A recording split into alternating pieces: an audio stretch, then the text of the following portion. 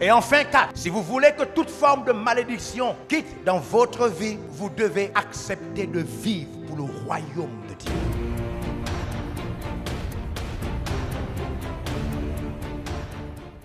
Il n'y a personne qui sert Dieu qui est maudit. Au fur et à mesure que vous servez Dieu et que votre engagement pour Dieu devient plus grand, les malédictions de toute forme disparaissent. Ce qui garantit que bientôt, vous allez posséder ce que vous ne possédiez pas hier. C'est la qualité de votre service pour Dieu. Si votre service pour Dieu est puissant, si vous servez Dieu au point de gagner des âmes, si vous servez Dieu au point de former les chrétiens, si vous servez Dieu au point d'envoyer des missionnaires, si vous servez Dieu au point de bâtir des églises, les portes qui étaient fermées dans votre vie vont commencer à s'ouvrir. La qualité de votre service pour Dieu est la puissance qui vous bénit.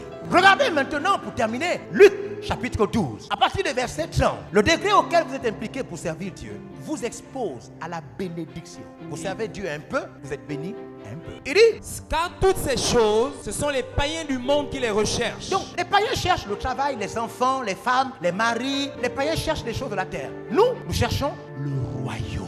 Quand vous cherchez Dieu et que vous augmentez votre capacité à le servir, Dieu va vous donner et va vous exposer à un niveau de réception des choses qu'aucune personne ne vous a donné. La Bible dit, ne cherchez pas la vie. Ce sont les païens qui cherchent ça.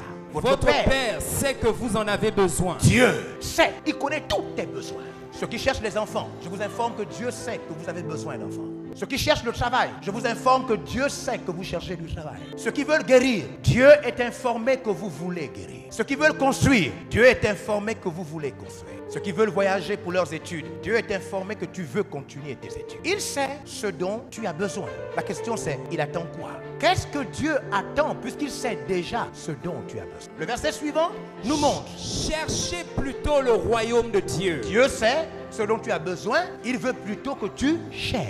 Ce qui signifie que tout ce que Dieu veut te donner est caché derrière ta capacité à le servir. Nous espérons que vous avez été bénis par ce message de l'apôtre évangéliste Georges Olivier Bazaboa.